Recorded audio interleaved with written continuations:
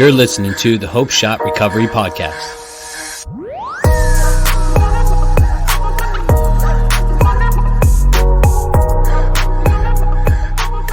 Good evening, Hope Shot family. Welcome back to Sunday Night Live. You guys just jumping on and say what's up. Let us know you're here. We got a special guest tonight, and we got Nate back. But we got special guest Steve in the house. Big What's up, Steve? Hey. What's up, man? How are you guys? Good, man. Good to be here. It's good to have Captain Nate back on the show. Captain Nate. It is good to see you have Nate back on here. It was lonely up in here. How dare you? We were a dynamic duo for a little while.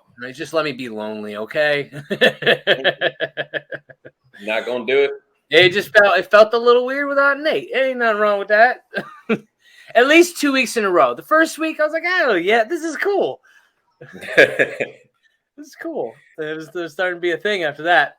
All right, guys. So we had Steve bring the topic tonight, and we're going to be talking about helping or hindering, and we can, juggle that a little bit. So I'm going to let Steve. Steve, you want to talk a little bit about the topic, and yeah. So I guess experience that I had early on was I got out of treatment on fire, man, on fire. It did some step work, did some treatment work, and 5.5 months of residential treatment. I was let out of the bubble. I was rolling, man. I was A&A and just recovery living, all new to me.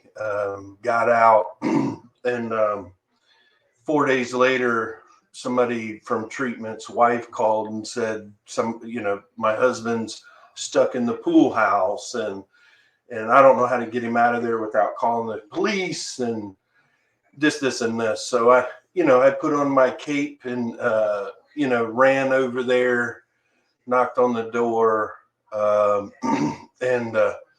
he answers the door, right? And I've been in that maybe not a pool house. There were more hotels that didn't even have a pool, but I remember being there, looking at him, and he's got ash all over his face. We know the drill, right? He just looks horrible. And I said, "What's up, man? Like, what are you doing?" And he says, "Man, get in here." So I get in and I go in. He shuts the door, locks it, and of course, I'm going to save him. And I rush over and grab his what was left. There was there wasn't a lot, but there was a lot of dope there, and I flushed it down the toilet in front of him. And then I go back out and into the living area or whatever, and I call my sponsor. And the first sponsor said some choice words like, "Get the fuck out of there. What are you doing?" And then so I called somebody else, and he told me, he said, he's a guy from Alabama. He said, "Hey, Bubba, just because the rattlesnake's rattling doesn't mean he wants you to play with him. I suggest you get in your car and leave." So I got in the car and left. And later I get the phone calls right from my sponsor. And man, if you would have thrown my dope away, I would have shot you. Like, what are you? The guy's been in the pool house, So here I thought I was doing what I'm supposed to do. I'm supposed to help. And it was, I think Cesar or Justin, one of them said it before we got on about unsolicited help. His wife called, and that was Cesar. Give him credit. But, I thought I was doing the right thing, and put myself at risk. I put his wife at risk. I put him at risk, just and pushed him further away from me. I've never seen that guy again. But I spent a couple months in treatment with him, and we became close, of course. So fast track all the way to over the years, I look back and one of the reoccurring themes that I've been having the last few weeks is this sense of urgency, man.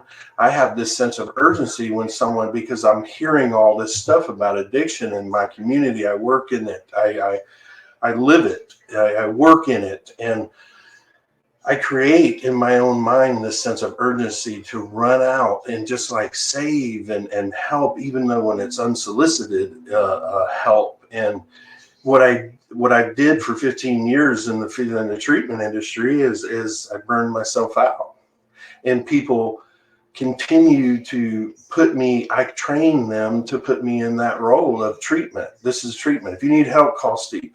If or recovery. And then there's a place in there that, well, recently I went through a life stuff, and I get where I'm trying to find out and identify who I am again. Sometimes I can help. Yes, that's great. It says it, right? 12 steps, da, da, da, da, da. But if I'm not grounded, I know I'm stealing Cesar's word again. If I'm not grounded, what do I have to give away if I'm not having worked the process? Having done my foundation, so to speak, or if I haven't done some work, how can I be of help other than just showing up and being nice and saying, hey, there's a way out of this, or sharing my story.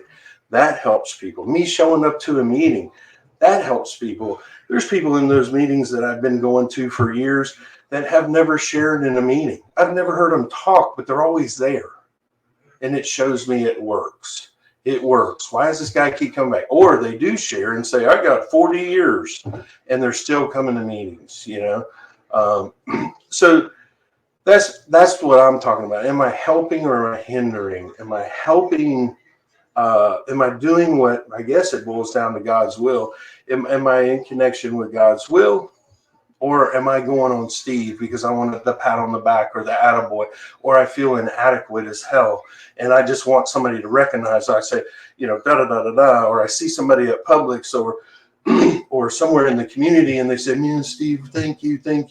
You helped my son, or you did this, or you did that. Am I coming from a place of my cup's not full and I need to feel what it feels like to help somebody to fill my cup from outside of myself? And I just really got to be on guard. I think I have to be on guard of that. What are my motives? What am I doing? Am I really doing what God wants me to do when certain situations? And my sense of urgency can't be somebody else's sense of urgency. And I come from the old school, I think old school, when they used to tell me when they've had enough beatings, they will change. The beatings will continue until the lessons learned. And sometimes I don't like to see people suffer. I don't like to see myself suffer either. But I try to rush in too quick sometimes, and that later they won't come back or they won't ask me for help because I've rushed in too quick and trying to fix everything. So that's my take on helping or hindering, which is most recent. It's been most recent in the last few months. It's really been on my mind, my heart, in my meditations. It's not saying don't help at all. It's not saying help all the time. It's saying, how do we balance that, or how do I balance that in my life? So, I appreciate you guys. Steve, I really, this is a good topic. This is a great topic because I feel like, as soon as we get freaking, clean, sober, whatever you want to call it, I don't care what it is, same thing, right? It's we put the cape, right? We get this cape on. We want to bring everybody with us, man. Just like when we're doing drugs, we want everybody to come with us, and it's like we can't save everybody. For one thing, who knows if they want to be saved? You don't know that, and you said it exactly. It's like we could hinder their rock bottom as well, because everybody has to hit their rock bottom, and they might have been almost there, and we just freaking detoured them. You know what I mean? Away from their actual true rock bottom of where they're going to actually bounce back up. That's how I feel on the subject. But let's see. We got some comments in here real quick, and then I'm gonna send it over to Nate because everybody hears me and Cesar too much. Know what I mean? Let's see. Yo, we got Brett says, "Congrats, Cesar. By the way, beast in the gym." Let's see. We got Tasha says, "What is this, Tasha? This is a recovery podcast that we do every week."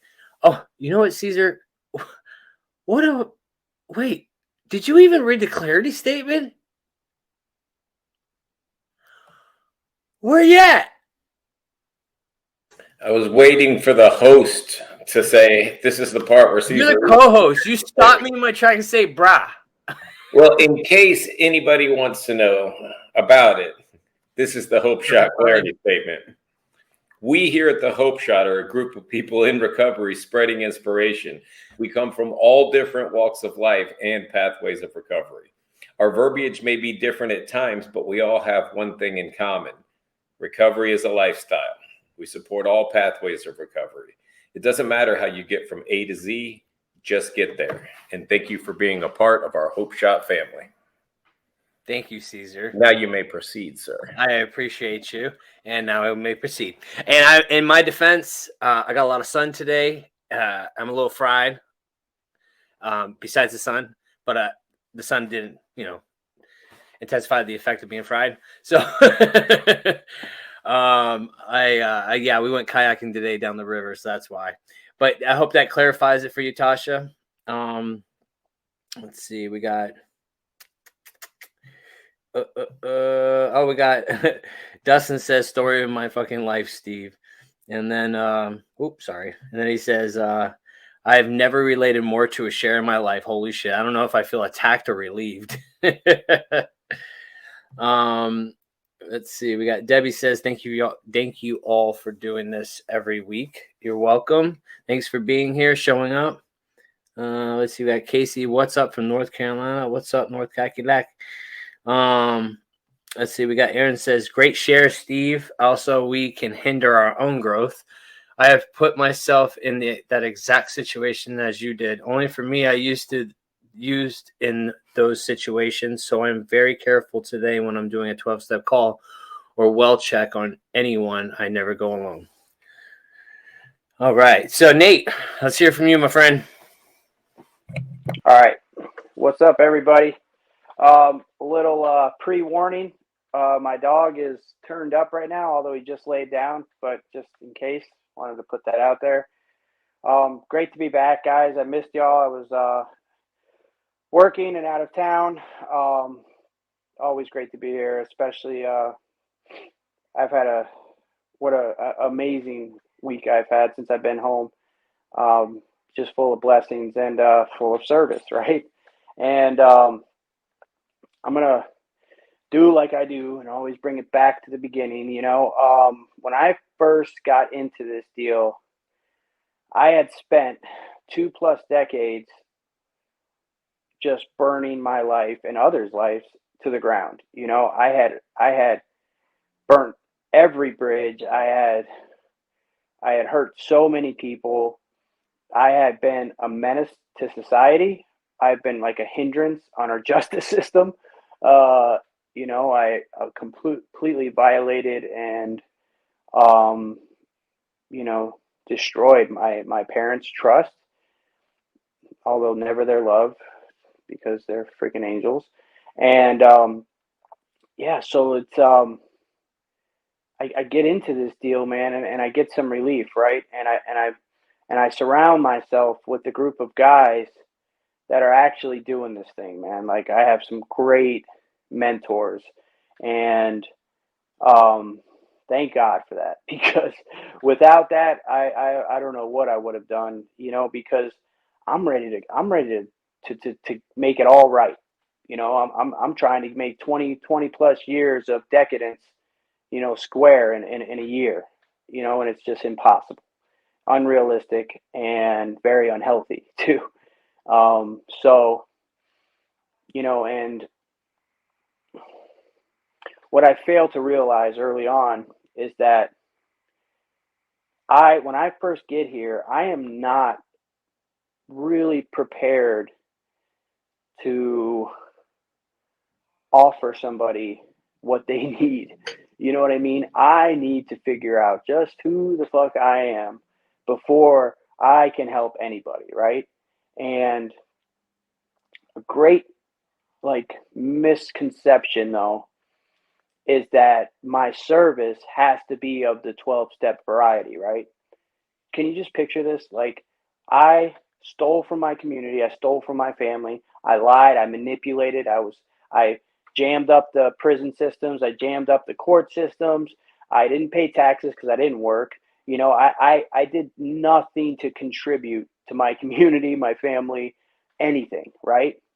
So me just getting sober, right? Me putting down the alcohol and the drugs and showing up for life in a somewhat, normal capacity, immediately I am of service, right? I am not stealing. My family doesn't have to hide stuff when I come home. I am working a job. I'm paying taxes. Like, I am already giving back. That is like for me early on, that was the best possible service I could afford, right? And or offer, because it's all I had. You know what I mean? And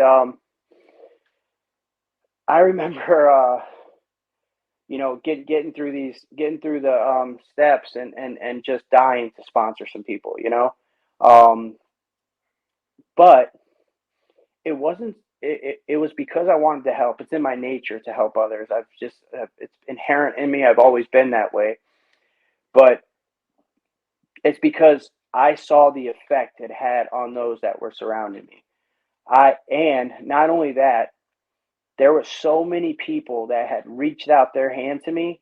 I felt I felt I had a responsibility to repay that, and because I mean these men that I surrounded myself with really showed me how to live again, and they made me feel a part of when I was completely isolated, lonely, depressed, pathetic for so many years. And I finally was a part of something, a group, friendship, fellowship, my community, whatever you want to call it. Like, I was finally a part of something. And for me to get that back and to be a son, to be a brother, to be a friend, to be able to fall asleep at night, to be able to go to work, like all of these like stuff that I got early on, I owed a debt, man, and I was ready to pay it back.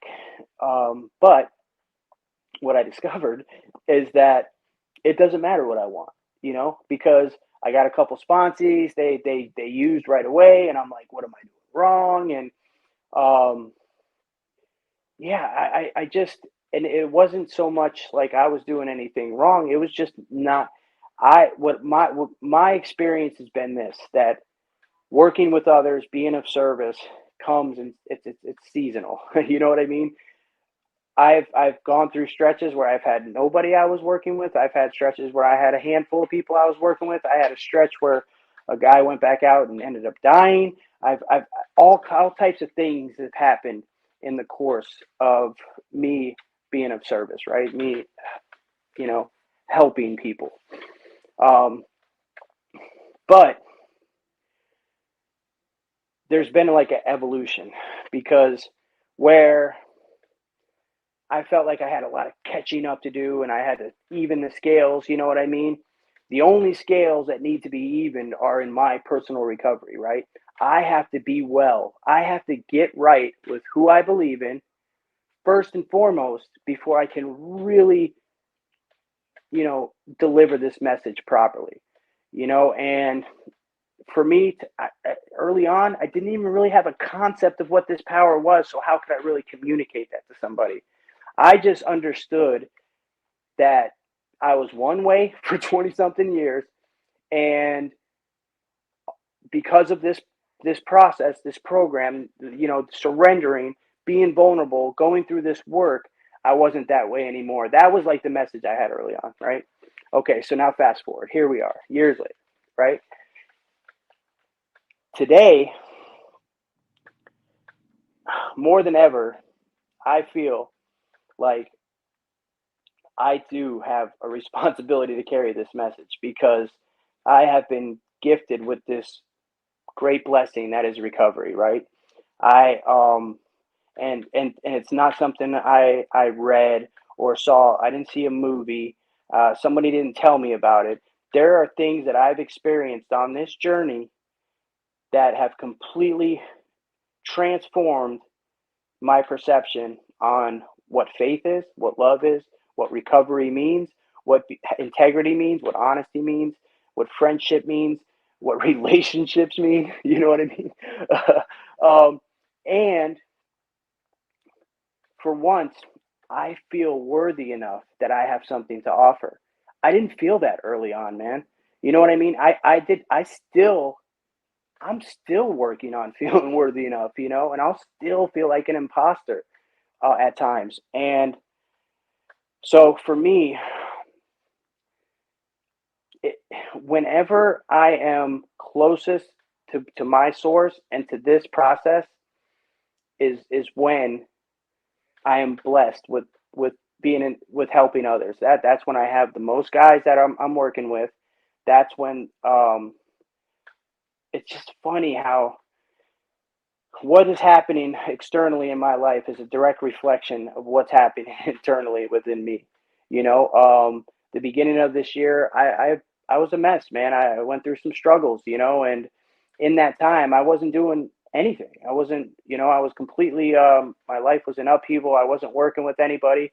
And as soon as I started to come back down to earth and started feeling better and connecting again, all these guys were placed in my life, and I had no business, working with somebody when I needed to work on myself. And that for me, like, and I like that comment because that's exactly what I said. Because I can be in a position where I know what to do, I know the suggestions, I know what works in this process, and my purpose is to be of maximum service to others, right? But I need to look at am I just doing that to save my ass? Like, am I really just doing that? I want it to happen organically. I want to do it because um, I don't have a choice. It's just something I do, right? I don't want to have to think about it. I don't want to have a desired effect because of it. I just want to do it because that's who I am. That is my purpose, and that's what keeps me well. And ultimately, am I doing it to help somebody? I like what Steve said, man, because I can really get spoiler alert, I still have an ego. Am I really doing it for accolades or to feel good about myself, or am I doing it truly altruistically, without any intention of getting anything back, and that's where I'm at today. I like helping. I like being of service because that is who I am today. Because through my relationship with my source, I understand clearly that it is my responsibility to give this thing away. And in that, I have a responsibility to stay well enough to be able to give it away. So if I'm not doing this thing on a daily basis, if I'm not, how can I go and tell somebody else to do it? If I'm not praying, if I'm not doing meditations, if I'm not reading my books, if I'm not doing my gratitude list, my inventory, I can't go and tell some other fucking guy to do it. I was a fake, a fraud. I was full of shit for so many years. I am not going to be that way in recovery. I'm sorry. That's not who I am today. So today, I'm able to go sit with a guy and tell him exactly how I live. And I don't have to tell them what to do. I just have to tell them what has worked for me. And my sole responsibility is to get him through this work.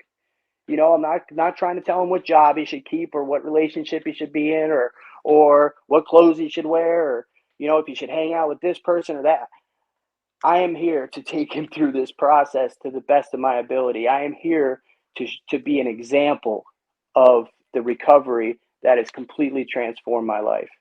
And that is a great responsibility. That is something that I take super seriously. And I can show up in any of these situations, and it doesn't have to be in the recovery arena, man. I can show up with anybody or anyone today, and I don't really have to say much, just be who I am. Be an example of in the fellowship that I'm involved in. There's a part where it says this thing has to work in and through us. So I develop this relationship with who I believe in. I receive it, right? But in order for it to have any effect on me or others, it has to come out. And that's what I try to do.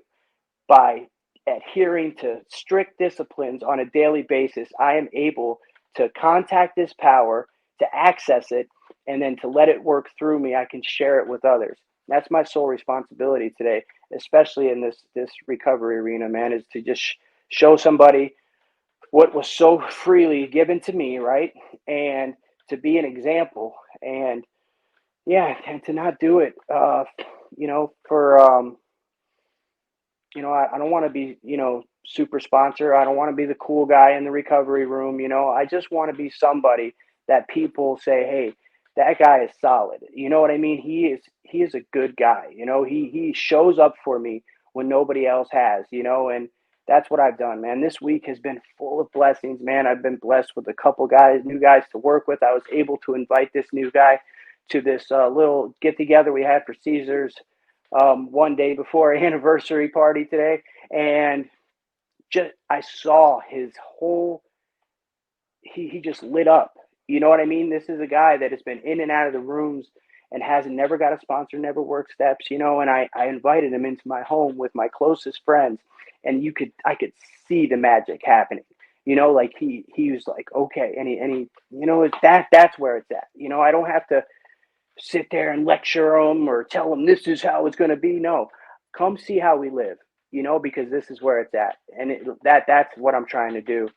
And if I'm doing that with those intentions, with a pure heart, and I am connected and I'm doing it because this is what my source, my God wants me to do.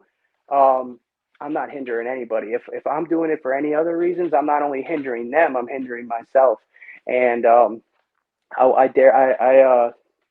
be damned if I'm going to be a fraud today. I'm going to continue to do this work on a daily basis. Whenever somebody blesses me with somebody to work with, hopefully I'm in a position to help them. Or if I'm not, I say I can't work with you right now. This thing's a true gift, man, and it's such a life we get to live, man. I had the best week ever, man. I'm just so grateful, and was able to spend time with Cesar and his girls yesterday. I had all my close friends over here tonight, man, and it's all because I make myself available, first and foremost to who I believe in, and secondly to others, and I know it's not me. I put in the work and I meet this thing halfway, and blessings just unfold in front of me, man. It's a beautiful deal. I'll stop ranting. Thank you, guys. I love you. I wouldn't call it ranting. I would call that dropping it like it's hot. You know what I mean? Like you had a lot to get out. We needed to hear all that, man. That was good stuff. And you pretty much said, don't let your mouth and your life preach two different messages, right? It's like you can sit there and tell somebody all day long, but it's showing, being the example.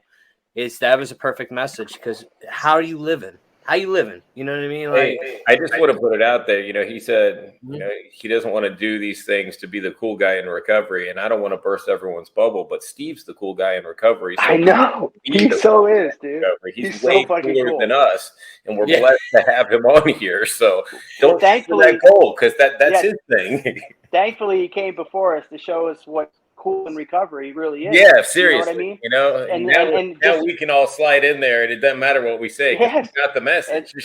And Steve's these are the guys I surrounded myself with when I learned recovery from guys like Steve, like Johnny, like these guys that have been sober for years, and they're doing it how it's supposed to be done. Not, and I'm not saying it's not like the only way or the right way, or I'm not talking about that. It's just they live. I saw this power. It's the only way I could be introduced to this power. They're not seeing preaching it work in it. others. They're living No, they're it. living not it. preaching Yeah, it. man. They're living it. So it's inspiring, man. You know, So Brent. I just wanted to Brent had a interject comment in here, Steve. I just want to I'm say sorry. he was saying no. He was saying somebody in the comments said truly that's the definition of attraction rather than promotion, and that's what it is. You don't gotta. If I'm sick, you don't gotta preach to me. Just show me. Just show me that there's a better way. You know, people have told me there was a better way. I don't need to hear it. I need to see it. Yeah. And that's what I was going to say about the 12th step, right? I'm not saying that's the right way either. That's just the last and the first thing that worked for me, right? So that's where I come from. So it's having had a spiritual awakening as a result of these steps. We tried to carry. It didn't say preach it. It says carry. That's like a physical thing to me.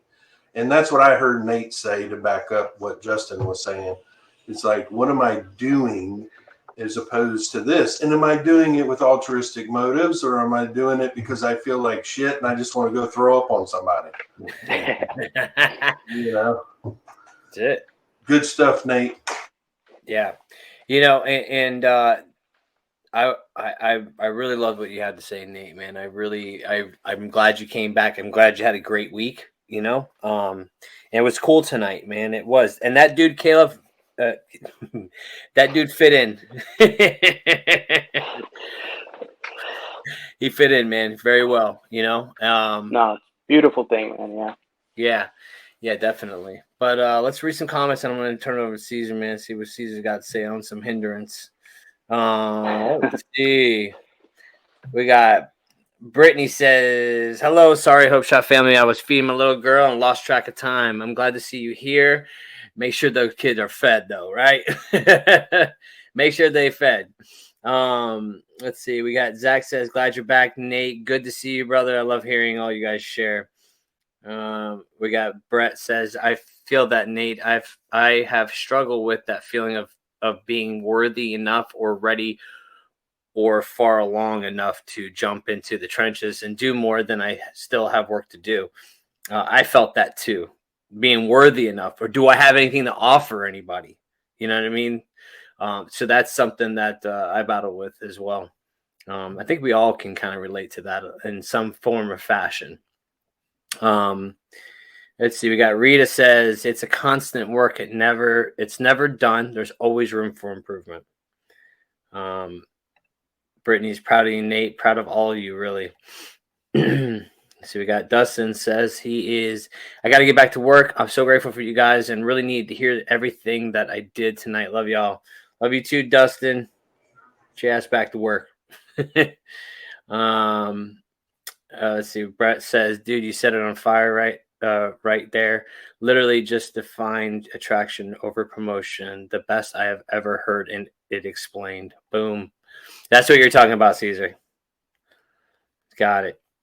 Let's see. We got Jessica says, I used heroin fentanyl for 10 plus years, and this is not only my first time finally able to get and stay clean and sober, but it's also the first time in my life that I finally and actually feel like I'm not only the real me, but also the real mother, wife, daughter, and an actual person who I know I always was supposed to and meant to be. And I finally present in mine and my family's lives, which I never truly was before. And so for that, I am so truly grateful for my recovery and sobriety today. And I can concur to that, being that real everything, that Nate was talking about, not that phony, you know, not showing up in that fake me, you know, presenting my full me to people. Yeah. All right. Let's see what else we got. Let's see. We got Joanne says she has 24 years clean. Love life today. Congratulations. Wow. 24 years. That's a hell of an accomplishment right there. Let's see. We have Steve. We have Sean says Steve is an inspiration to a lot of people. Facts. Tasha says thanks for sharing, Steve. All right, Cesar, big C's. What's up? So. Come on, bring it now. Almost 9 years, almost. I only got 8 years and 364 days of experience. So and a half, 3/4. We'll do 3/4. no, this is a good topic. So, the helping or hindering. And just to give some backstory, one of the reasons that I wanted to talk about it is, we work in the field as well as having just regular jobs in a normal life. And I see a lot of people jump out of a treatment center, jump into a program with both feet, and their intentions are good. Their hearts are there. They want to help, and they go and they become a peer support specialist, or they become a certified recovery coach. And it was boom, rehab, got out, got this certification, went to a week or two class, and they jump into the field. It's not that their intentions were bad. Their intentions were good, but they never had the time to build a solid foundation before they walked into what that really looks like. And that kind of work is brutal, really. When you're dealing with people day in and day out, you're putting your own recovery at risk because you're pouring from a cup that really was never full in the first place. Or you're building a house on sand, whatever analogy that you want to use, and that's me just talking about what I've seen. Now, my own experience is a lot like Steve's. I wanted to save the world when I first came in, and the guys that were coming into the rehab that I was in said service was the way that they stayed sober. And if I wanted it, that's what I had to do. As soon as I got out of the rehab, I got a service commitment, and I started sponsoring guys and just did everything that I was told. But nobody told me to chase people down, but I thought that was the right thing to do. One of my sponsees' wife called me and said, hey, he's locked himself in the room, and he's got a couple bottles with him. And when he does this, he usually takes it to the point of almost death. He's like, it's bad. He didn't call me and ask me for help. She called and told on him. And I went over there with a buddy, guns blazing, and we basically kicked the door in to try to rescue this guy. And it is not what he wanted. He was filled with guilt and shame from the situation that he was already in. He didn't want to be seen that way. And what it did was spoil any opportunity that I ever would have had in the future to actually get through to this guy, because I went in there guns blazing when I wasn't asked to be there by the person. There was a comment about, it was to you, Justin, saying that, I challenge you to rethink about the rock bottom thing. Well, I don't know if everybody's got to have their rock bottom or not. I can't tell you what you need. I can only tell you what my experience was. But I know that I make myself available and ready when asked. I can't force somebody to get into recovery, get sober, to do anything. But I can be ready, I can be kind, I can be loving, and I can be an example. So when that person is ready, that they can ask me. And it took a lot of years for me to understand that. There's a 12-step mindset that you got to get a sponsee, man. You could go hit the meetings and find a sponsee. I don't think like that anymore. That's the attraction rather than promotion. I go, I share a message of hope. I share my experience. I live my recovery out loud every day. I don't have to go hunt down a sponsee. I don't have to go try to pull somebody off a bar stool or pull somebody out of the dope hole. If they're ready and they've connected to my message, they can ask me for help. If they don't ask me for help, I don't give unsolicited advice, because when I was out there, I did not want to hear that crap.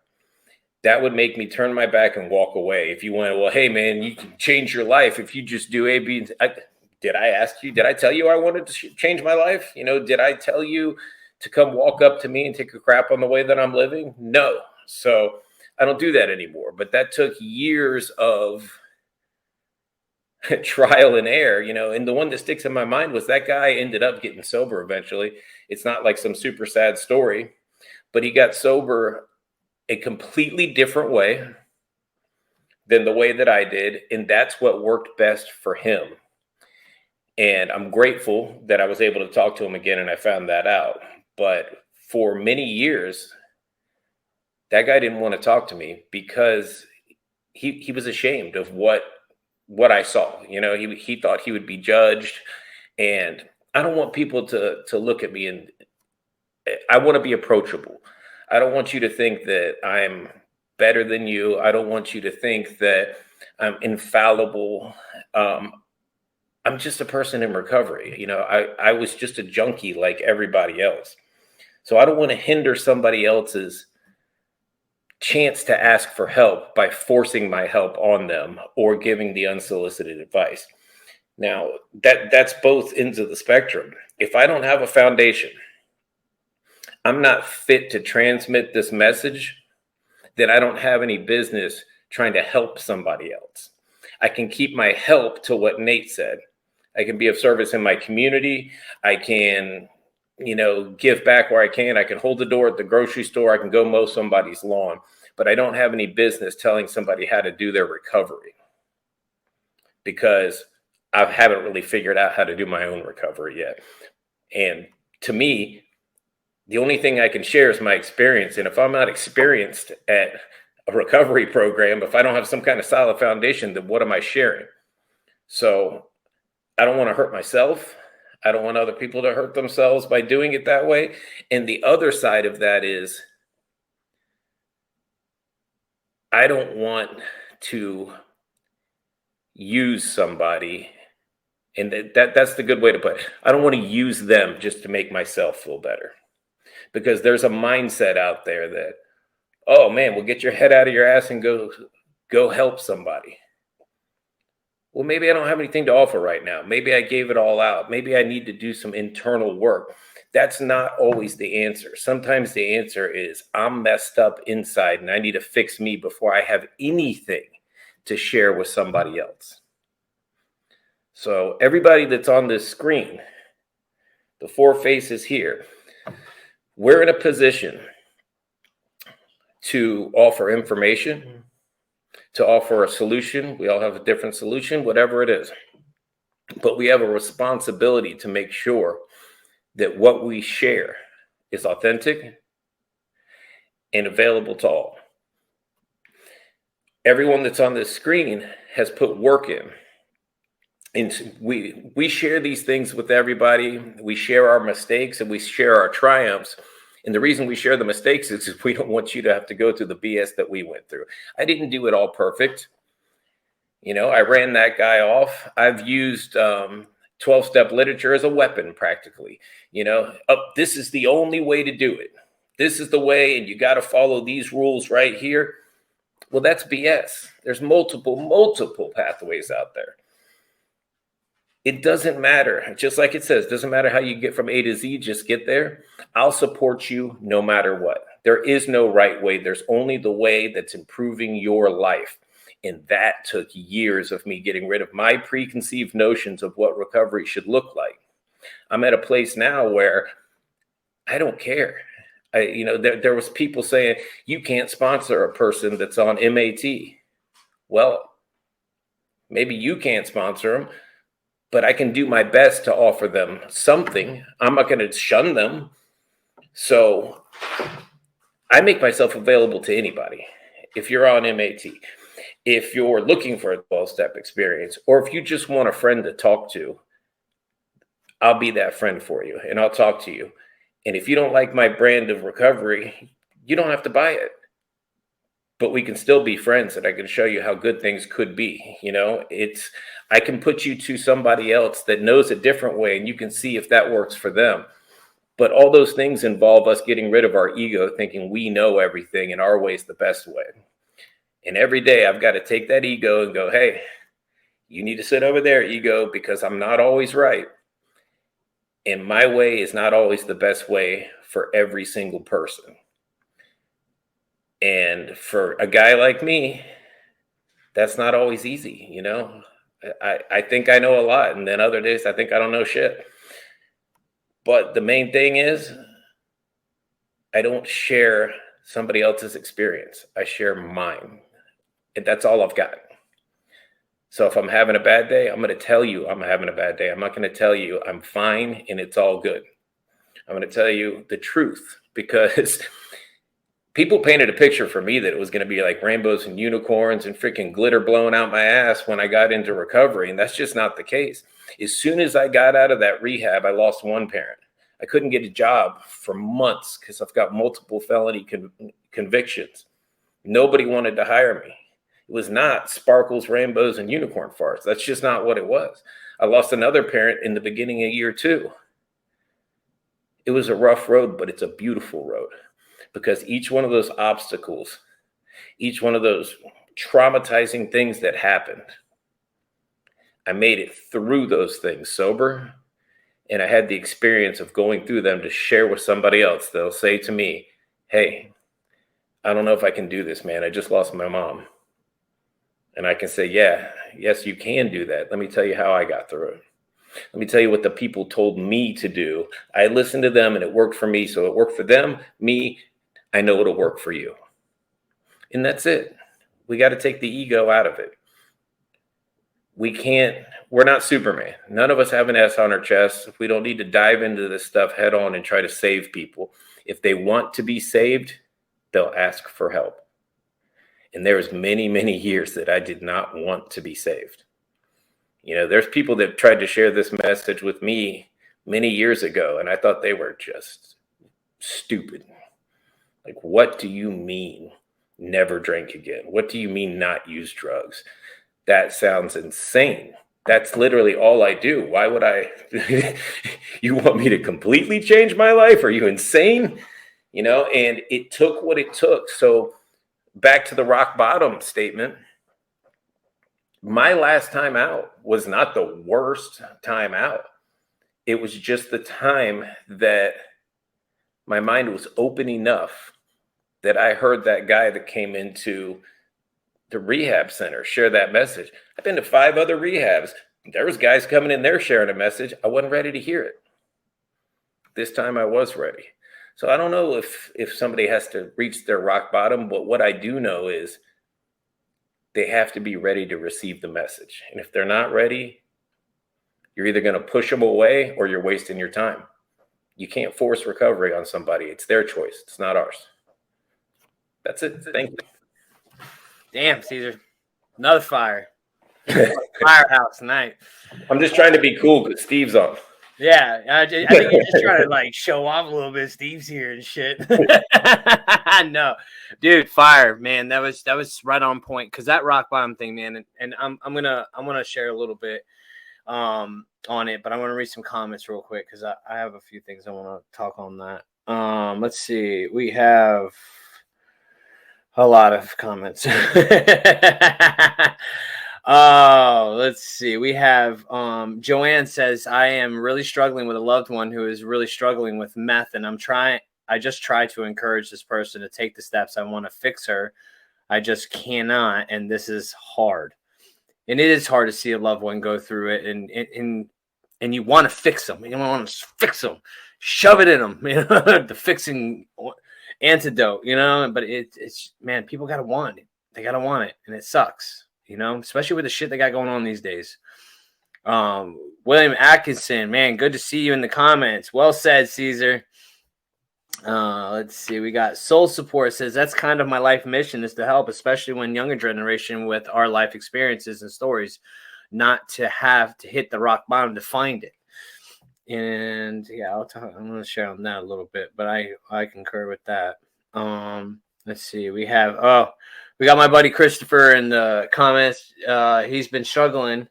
Been hard to admit that there I was, the things I was doing last year, but I jumped into Facebook and I was hitting the scroll to probably make a bad decision. And this is what snagged my attention and just pulled it to it. I opened it, and I'm still here 20 plus minutes later, or 20 plus minutes. Literally got me another 20 plus with fighting this. Well, Reach out, brother. yeah, there's a reason you scrolled past this, because you need to see it, my friend. And I'm glad you opened it. Message us, man. Message Cesar. I know he said down there in the comments he's going to message you, Cesar. Let's see. We got Alyssa says, so glad I managed to get here tonight. Man, I missed you guys. Cesar, I cannot agree with what you're saying enough. And we got Stephanie says, that's right there, Cesar. All right, that's right, Cesar. Love you, Cesar. Good stuff. Congratulations, my friend. Caitlin, the hardest lesson I've learned is I can't save everyone. They will follow me when they're ready, and all I can do is live and be the example. I struggled with this with my brother. Brett says, right on, Cesar, attraction over promotion, and I love them making yourself readily visible and available. It's the recovering out loud warriors like you four, the Melissas, Daniel Unmanageable, etc. that we need in the trenches and planting the seed of awareness. Let's see, there's a lot. We got Jeremy Wilgus. Beautiful thing is we choose our own rock bottom. There it is. We got Stevie says, and wow, every time I tune in to this live is exactly what I need at that time. Look at my higher power move. I literally just got home from sitting in a meeting with someone I hurt, trying to force my will on their life, truly thinking it was the only way to help her. I was about 30 days clean at the time. I'm trying to navigate coexisting in the rooms now, and today I know trying to fix it will only do more damage. And I love hearing Cesar's message. I identify with so much of what you share, man. And I couldn't imagine coexisting, in a room, but I think it's awesome, because that's what we need to do. I think that's the best way to recover. Oh, I got it. Whew, close. Ooh. We can't do that. Scared me. We don't do that here. Yeah, we don't do that around here. Not that one. So, man, the rock bottom thing, right? My recovery journey, right? It took me multiple times in order to get this deal. Was my rock bottom when I finally got this deal the worst I've ever had? Hell no, it wasn't. Not even a lick. I actually had somewhat of a manageable, I thought manageable anyways, somewhat, but compared to other past instances, like in 2011, I was 130 pounds soaking wet. I was shooting up. I was smoking crack. I was doing every possible drug there was. I was literally a dumpster, and I cleaned up my act a little bit. I got drug court, did the thing, went right back to the situation because I didn't take recovery seriously. It wasn't my time, right? And I never took it seriously. I'm on the shoulder. Hold on a second. All right. I never took anything seriously in my life. I thought everything was a joke. Everything. I got away with everything, doing the fake piss test, doing all that shit. And then I went right back to the same shit. I was only fooling myself. And in 2018 is when I finally hit my rock bottom, and like I said, it wasn't the worst. And when I said, like, letting people hit the rock bottom, it doesn't matter where it is. It could be in the trenches, or it can be, it could be, it could be anywhere. It doesn't matter where it is. You don't have to lose everything in order to hit your rock bottom. But sometimes, like Cesar, you're saying with the getting a sponsee and stuff, man, I have not yet sponsored. I have two right now, and it's took me 5 years to get it because I didn't have anything to offer, because I still struggle like a lot, right? I struggle a lot. And some people, it takes longer to actually be able to give it away. Now, I do give it away to my family. I give it the hell away to my kids, right? Showing them how to be I am a good dad. I'm a good husband. You give it away on here. I give it away on here. Okay.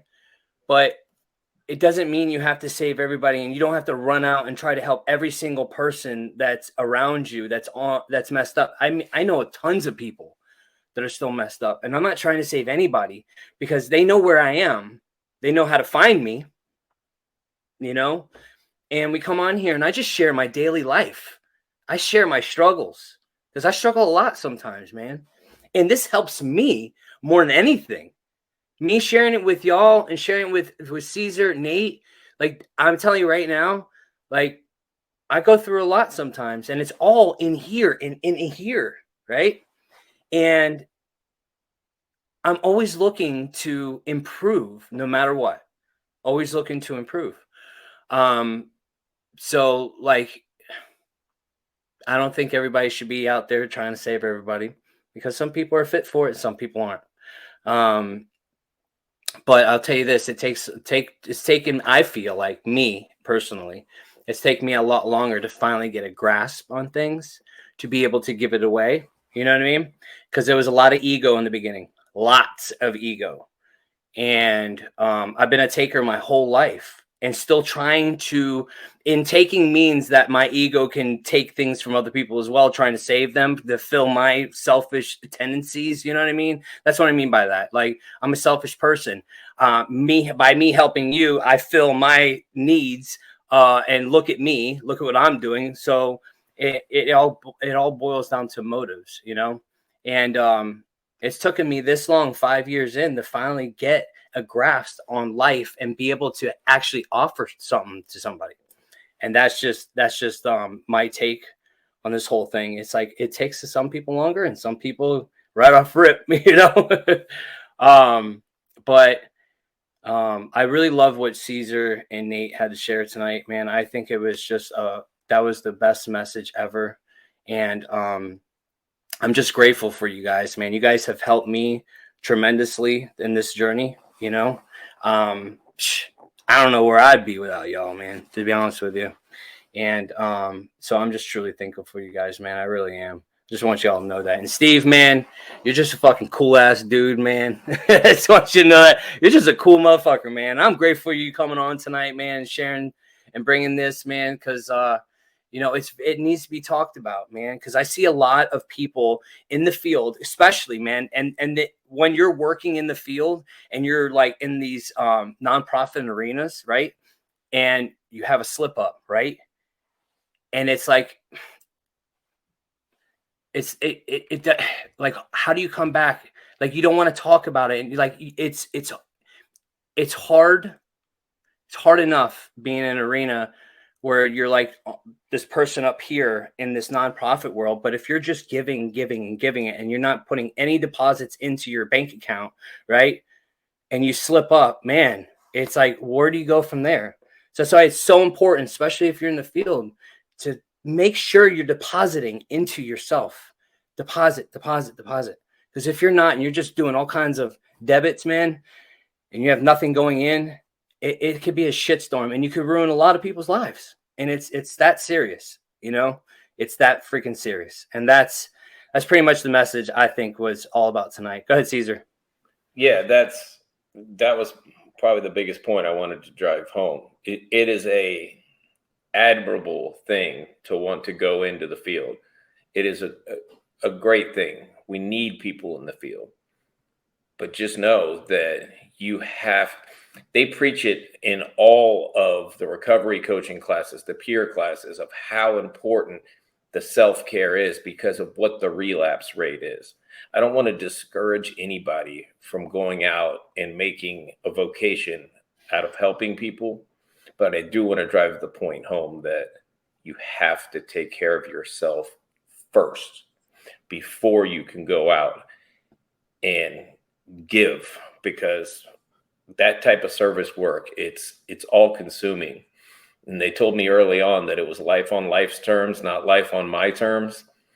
I don't think I knew what that meant until I really, got into like the second year. I was like, oh, you mean like for real life on life terms, like whatever it feels like throwing at me type terms. Oh, like, oh, Oh, that one. Like literally, I got nothing to do with this. I got no power, no control over what happens in life. I only can control my little hula hoop. So I better damn sure make sure my hula hoop is filled with a support network, spirituality, and just keeping me full and keeping me protected before I go out and face life, whatever that life may look like for you. That's why 3 of us on here, we have a gratitude thing every morning. Before we step out the door, we start thinking about what we're grateful for. Before we go and we get hit by the stuff from our jobs and by the world out there, we get grateful. At night, when we're shutting it down, we go right back and start thinking about what we were grateful for that day, where we fell short that day, how we can do better the next day. And do I owe anybody an apology, an amends, anything like that? We open and close the day pretty much the same way, because if I don't do that, then I'm sick when I go out and I can't handle the stuff that the world throws at me. But if I stay connected and I do what I got to do, I can handle anything when I go out there. So that's my 2 cents. Thank you, Cesar. I don't know if Steve and Nate wants to add anything, but I think that's it for tonight. I just real quick, the thing that I heard at a meeting the other day from a guy that I met in prison 6 years ago. He's sober. He celebrated 3 years the other day. This is what he said at a meeting, and I was very taken back by it. He said, how selfish it is of me to come in, get gifted with sobriety and grace, go through this process, and then I don't help the next person with it. That's more selfish than I was when I was using, right?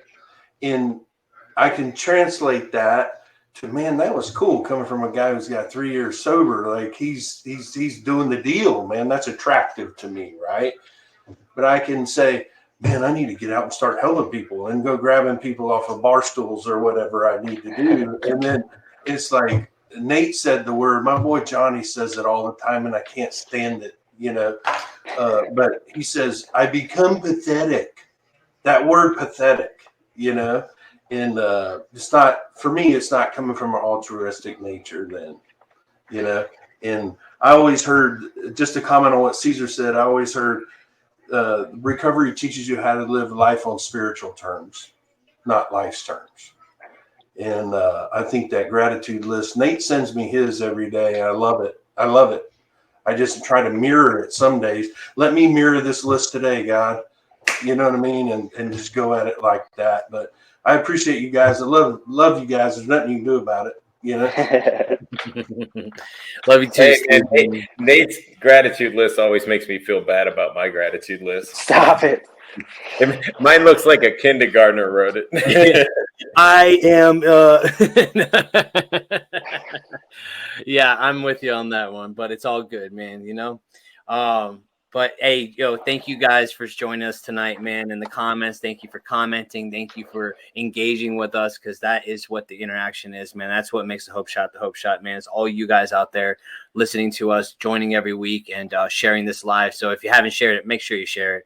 You never know who might need to hear it, So thank you guys for joining us tonight, and we will see you next week. You have a good week, and love y'all. See ya.